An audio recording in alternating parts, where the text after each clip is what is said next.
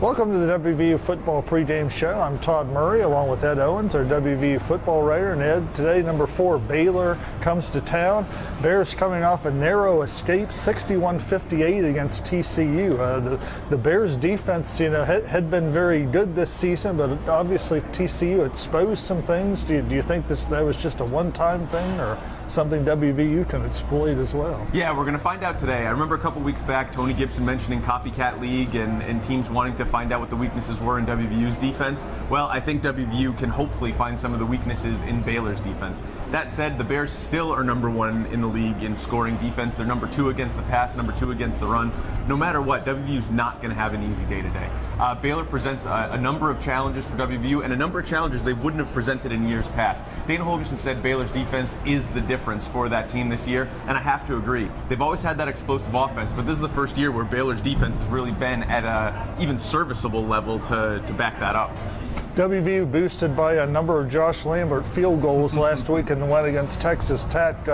You've got to think that is not going to be enough to spring an upset of Baylor today. They're going to have to get in the end zone. Yeah, WVU is going to need to score some points, and offensively, I think one of the biggest things WVU can do is keep Baylor's offense off the field. WVU needs to find a way to sustain drives, which is something no one has really figured out how to do against the Bears this year.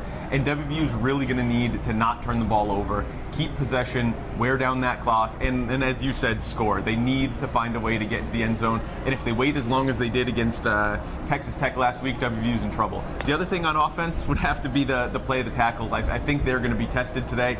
Sean Oakman presents a real challenge, and WVU's going to have their hands full. Defensively, forcing turnovers has been an issue all year with this team, and they're going to have to do some of that today, I would think. Absolutely. WVU has 4 turnovers on the year. No fumbles forced, which is an amazing stat at this point in the season, and only 4 interceptions, 2 coming from a guy who missed 2 games, Darrell Worley.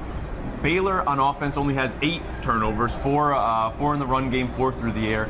That's not a lot. WVU needs to find a way to manufacture those turnovers and take advantage, force Baylor into making some mistakes, and I think they can do that by really picking your poison. I know it's something we've talked about, defenses having to do against WVU's offense, force them into the run or the pass, and then kind of hope for the best in the other. I think that's what WVU needs to do against Baylor today. They need to shut one down and then hope like heck they can shut the other one down later in the game. Right. You get the feeling, weather could play a factor in today's game. It is not a bright, sunny day by any means. How do you think that's going to play out? Both teams like to sling the ball around a little bit, as we've seen in the stats here. I think that's going to ground some of their passing games a little bit.